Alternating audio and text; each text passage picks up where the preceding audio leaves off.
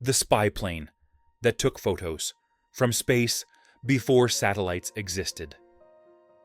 The first image that haunts the U-2 story is not a photograph from its cameras, but a man in a silver suit, helmet under his arm, stepping out of a spindly airplane like an astronaut returning from a different kind of space.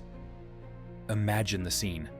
The runway stretches to a hot, shimmering horizon. Mechanics in grease-stained coveralls chatter in low, guarded voices. Engines have been cooled, film magazines unloaded into leaded crates, and somewhere in a dim tent, photographers and analysts prepare to treat a strip of black and white negatives as if they were the entrails of a foreign god. The date is the mid-1950s, the place many things at once, a secret airfield, a testing ground, the literal edge of what the sky would allow. In a world that had not yet orbited a single satellite, men with cameras were going to the closest thing to space humanity then possessed: the Lockheed U-2. To call the U-2 audacious is to understress it. The plane was the product of a madness that made sense only in the cold logic of geopolitics. How do you see into a closed, guarded country if diplomacy and human agents cannot?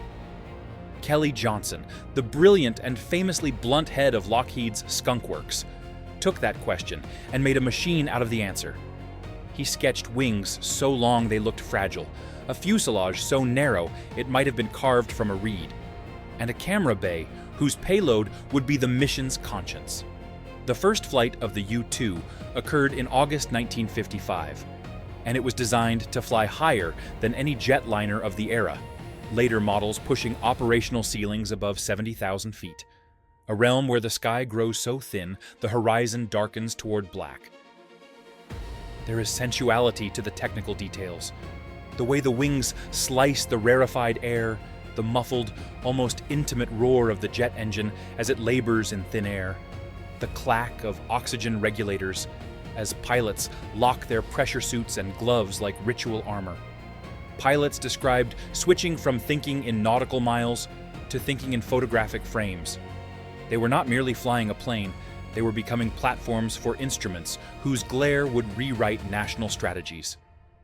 The Hicon cameras installed in the U-2, these monstrous, precise beasts of glass, cylinders of calibrated distances and glass elements, could resolve objects mere feet across from altitudes where the curvature of the Earth flirted with perception. Analysts could look at a single negative and, by measuring shadow length and vehicle spacing, infer the presence or absence of missile sites and bomber clusters. In a war of secrets, these photos were truth, and truth was power. I like to picture one of those early nights in a temporary darkroom, the air thick with developing chemicals and the low hum of exhausted conversation. An intelligence officer lifts a freshly dried print and holds it under the light. "There," he says, voice caught somewhere between triumph and exhaustion, pointing to a tiny dark rectangle that could be a truck, a hangar, a clue. In that station, a single image could recalibrate policy. Where talk had been rumor and fear, the U-2's camera gave form to reality. No longer did leaders have to guess whether adversaries had fleets of long-range bombers hidden like knives in the dark. They could see, with a terrifying intimacy, what was real and what was myth. Flying the U-2 was to flirt with elemental extremes. At altitude, the cockpit was a sliver of life attached to an enormous wing. The air outside was cold and thin. The horizon was a dark ring, and the sky above was almost black. Pilots wore full pressure suits, not mere flight jackets, because a sudden decompression at those altitudes would be instantly fatal. The plane's handling could be beautiful one moment and treacherous the next. The wings were long, like a glider's, lifting at the edge of what thin air could carry. The landing gear was a bicycle configuration that would make ground crews nervous. Pilots learned to balance on a knife edge of airspeed, where a few knots one way or another could spell disaster, a condition they called the coffin corner. It was precise, terrifying work, equal parts engineering, concentration, and faith. You felt like you were trying to thread a needle through the atmosphere, one veteran would later recall. Every minute was measured, not just in fuel and frames, but in the cool arithmetic of survival. The missions were secret, almost by design. Project Aquatone, a bland codename, obscured the true intention, and flights originated from remote fields, forward bases, and clandestine locations. In the early years, U-2s operated from airstrips in Nevada, from Turkey, from bases in the Far East and South Asia. The pilots sometimes flew as civilians, recruited in part because their capture could be more plausibly denied. Secrecy made men into ghosts on paper and heroes, or expendable pieces in reality. The mythic, dangerous nature of those flights only intensified after May 1st, 1960, when Francis Gary Powers' U-2 was hit by Soviet surface-to-air missiles and crashed near Sverdlovsk. Powers survived and was captured, and the incident ripped the veil from the overflights, transforming a clandestine reconnaissance program into a diplomatic crisis that undercut a summit between Eisenhower and Khrushchev. The Powers incident was a brutal demonstration that even the edge of the sky carries risk, and that technology's reach can be answered by adaptations in defense. Wikipedia, nationalmuseum.af.mil. It is tempting to reduce the U-2 to a string of daring flights and a single headline crisis, and yet its influence is deeper and stranger. The plane did not merely gather images, it invented a new way of seeing the world. Before satellites, the U-2 allowed analysts and leaders to develop a planet-wide visual literacy. Photographs from the U-2 showed not just installations but patterns, the rhythms of industrial production, the signatures of strategic behavior, repetitive arrivals and departures at certain airfields, the anatomy of a missile complex, the geometry of supply routes. These photographs taught analysts what to look for and how to read the landscape like a language.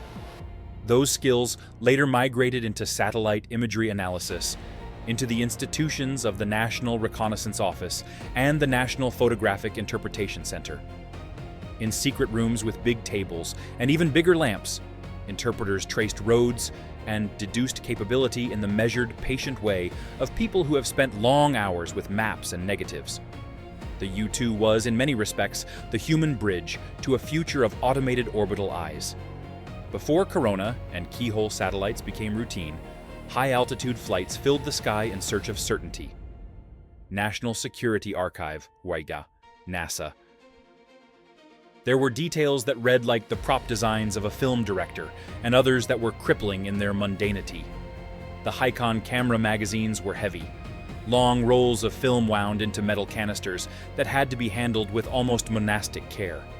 Imagine a pilot returning with a cargo of images. The aircraft's belly is opened like a doctor's trunk. Film reels are hoisted out and rushed under blackout tents to waiting technicians. The film would be developed, dried, trimmed, mounted, and analyzed. The smell of fixer, the thin quiet of analysts leaning over light tables, the sudden, explosive finger-pointing. These are the rituals that turned photographs into policy. That raw, analog chain, from glass to film to human eye, had an emotional cadence. Each successful mission produced relief on a national scale and exhaustion on an individual one. Yet the U-2 was not invincible. The Powers incident and other close calls highlighted vulnerabilities. The Soviets developed the SA-2 missiles that could, under the right conditions, reach the edge of the sky. Pilots had to adopt new routing, cunning altitude profiles, and varying times of flight. The airplane that had once felt like a sentinel suddenly confronted a dynamic defense that could adapt. That vulnerability and the diplomatic ruptures that followed the exposure of clandestine flights, accelerated funding, and interest in reconnaissance satellites, systems that could look down without risking a pilot, and without creating international incidents in the same dramatic human way. The satellites that followed would provide persistence and deniability that no manned platform could match. but the U-2 had already proved the value of what aerial observation could deliver. Wikipedia, National Security Archive. And yet, despite being born of the mid-century's paranoia and secrecy, the U-2 has an odd longevity. The frame that Kelly Johnson etched into metal has proven adaptable. Over the decades, the Dragon Lady was upgraded, its camera systems modernized, its electronics overhauled, and its mission set expanded from strategic reconnaissance to tactical battlefield support, signals intelligence, and atmospheric research. Even into the 21st century, the U-2 has flown, gathering high-resolution imagery and signals from altitudes above the reach of most air defenses. The plane's basic architecture, long, efficient wings, a reflective silhouette, a camera bay that could hold evolving payloads, made it a durable platform. For a machine conceived before Sputnik, the U-2 lives with the technological grace of something that was ahead of its time and stubbornly useful for decades after. The Aviationist, desauerenspace.si.edu. When you speak to the pilots, the real men who rode that razorback of a plane, what emerges is a blend of technicians' precision and poets' awe. They speak of the hour when the world falls into a different scale. Cities shrink, weather becomes a texture rather than a phenomenon, and the Earth's curvature becomes an operating reality. They speak of being alone in a metal tube, a sentry on the edge of space, with instruments like claws digging for secrets below. They also speak, candidly, about fear. Fear of being caught, fear of a suit failing, fear of obscure mechanical failures that would make the sky hostile instead of sublime. There are stories of landing on foreign bases with little fanfare, of being shepherded by handlers who would whisper and then disappear, of returning to relatively ordinary lives while carrying extraordinary knowledge in head and hand. They were seldom celebrated publicly in their own time. The mission demanded anonymity as part of its camouflage. There are also human moments that undercut the grand strategy. In the aftermath of a mission, pilots would sometimes watch analysts at work and feel an intimate part of a larger civic act. Pilots remember leaning against tents while etching their signatures into logbooks with shaking hands, thinking about the men in FAR rooms who would study their images and decide policy. Once, after a flight photographing missile sites, a pilot watched as an analyst traced the length of a shadow and then whispered an estimate of a silo size. The pilot felt the odd mix of pride and vertigo. His flight had moved a country's sense of danger. "You don't think of yourself as a politician," one pilot said, "but your fingers hold the measuring stick they use to shape nations." Such testimony is a reminder that technology and humanity are braided. Machines produce data, but people make meaning and policy from it. The U-2's tale ends not with a retirement on a quiet ramp, but with a long, decades-spanning service, incremental upgrades, and an institutional memory that shaped how governments thought about surveillance and response. It taught analysts to interpret shadows, taught pilots how to manage atmospheres half empty of oxygen, and taught policymakers that seeing often prevents panic. It also taught that visibility changes the power balance. When you can look into forbidden spaces, the unknown shrinks, and so do the threats you imagined.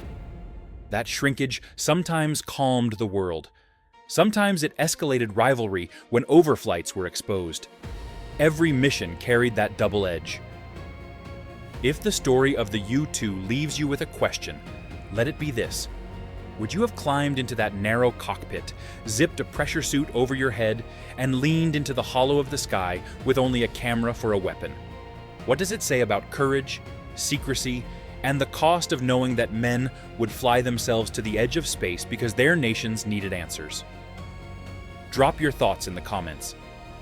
I'd love to hear whether you think those risks were worth the intelligence they bought. And if this story of altitude, cunning, and darkroom revelations gripped you, subscribe for more long-form explorations into the machines and moments that shaped history. Which tale next? the balloon-borne eyes of Project Mogul, the Corona satellites that followed the U-2, or the men who rebuilt reconnaissance after the Cold War? Tell me in the comments. The U-2 was a machine of paradox, fragile and unyielding, secret and clarifying, a bridge from a human to a mechanical gaze. Its flights helped a world that had not yet learned to look from above, learn a new vocabulary of sight. And the echoes of that lesson still orbit us today.